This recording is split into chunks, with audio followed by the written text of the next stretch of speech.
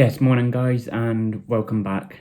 And I'm going to be doing a light week, also known as a deload week. Basically, I've had a lot going on recently in my personal life, and I thought it'd be a good time to have a light week, give myself some time to rest and recover.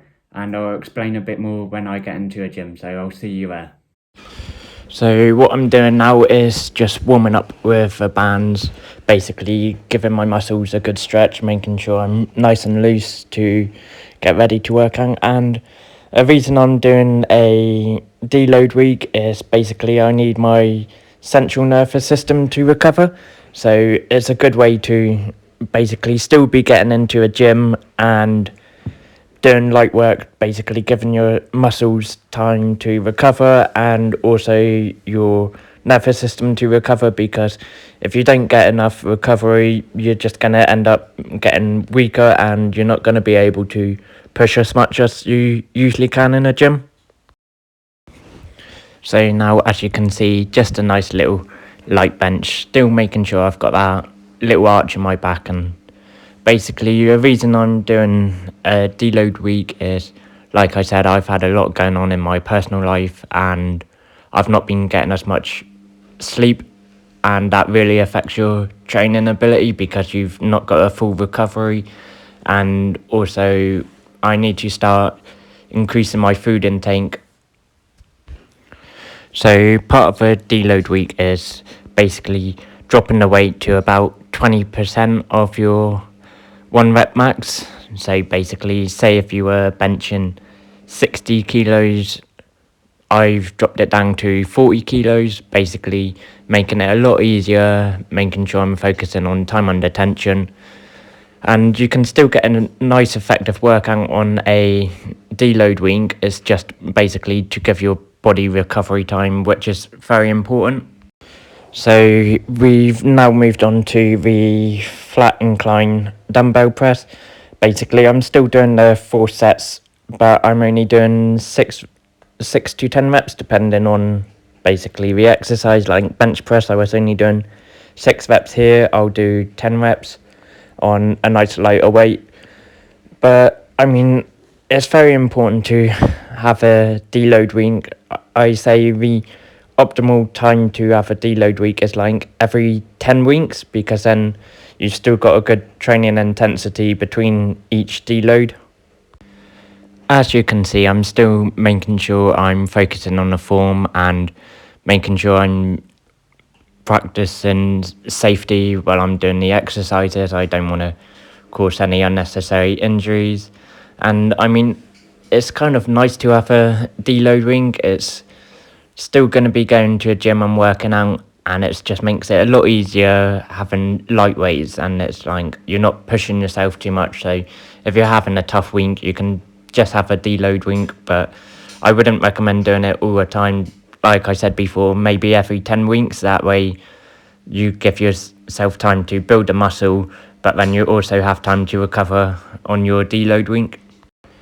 Now we move on to a shoulder press here, and as you see, I'm at a slight little incline. It's basically to prevent the actual rotation of your shoulders going too far back. It basically helps make it a safer movement, so you've not got too much of a risk of injuring yourself. And I find it a lot more comfortable doing the shoulder press like this as well, and it also helps to engage your shoulders a lot more because you're at a bit of an angle, so you can push higher.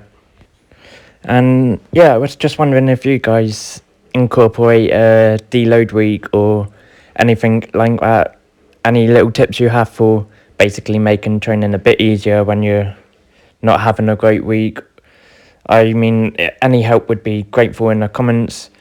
But yeah, I mean, if you guys are working out and you're finding you're plateauing, maybe you should have a deload week where you train lighter, or even have a week off. I mean, it's horrible not going to a gym, but if your body needs to recover, it's best to recover. Now we're moving on to the chest fly on the machine. As you see, my hands are not on any of the handles. It basically gives you a better way to interact your pec muscles because you've got a better distance and height for your arms to be at, and basically trying to keep my arms as straight as possible while doing it. That way you're not getting the elbow flexion in, which is moving the weight. But yeah, I mean, it's nice to learn different techniques and different ways to make an exercise harder or easier. And as you can see, I'm really just concentrating on having that mind muscle connection right here. Here we move on to a seated row, just basically making sure I've got a good stretch in my hamstrings, making sure I'm following the correct form and technique, not pulling so much through my biceps, trying to really contract the lats and the back muscles, concentrating on making sure form is perfect, giving myself a nice stretch at the end. As you can see, I hold the stretch a little bit longer because it's a lighter weight, so that way it's increasing the intensity by stretching for longer, and it makes it a little bit harder. But when it's a light week, it shouldn't be too hard. It should just be going through emotions and getting a good workout in. So here we move on to the lat pull down. I am still doing 4 sets of 6 to 10 reps depending on the exercise. It's just a bit boring if I show you all the sets and doing the same movement. And as you can see, I'm focusing on having a nice slow eccentric part, basically giving myself a really good stretch in the lats, making sure they're nice and loose, nothing too heavy, but getting a good stretch and incorporating the lats as much as possible, not pulling down through the shoulders or the biceps, trying to really use the lats, focusing on the mind muscle connection. So the last exercise we move on to is a T-bar row, and as you can see, I'm making sure I've got the right hinge, focusing on the hinge, making sure I'm at the right angle, not bent over too far, keeping the chest nice and high, and incorporating the hinge, basically sticking my ass out a bit. But yeah, as you can see, pausing the reps and taking it slow. So yeah, I know I said the T-bar row was the last exercise, but I couldn't help and resist getting a bit of a bicep workout in. Basically, you gotta have a nice little pump, and I'm just loving how good I'm looking doing the bicep curls. I mean, my chest has got a little bit bigger, looking more developed, and so are my biceps.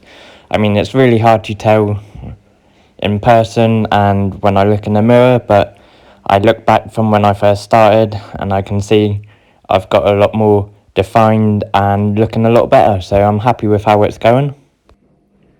Yeah, so there we are, guys. My explanation of basically doing a deload week, and I think after this deload week, I'm going to be moving into a different workout plan because it's been quite a while since I've been doing a full body split. So I think it's a good time to change up the plan, basically shock my muscles. And I definitely think I need a haircut. It's getting a bit long. I mean, not doing it just to show off a bicep flex.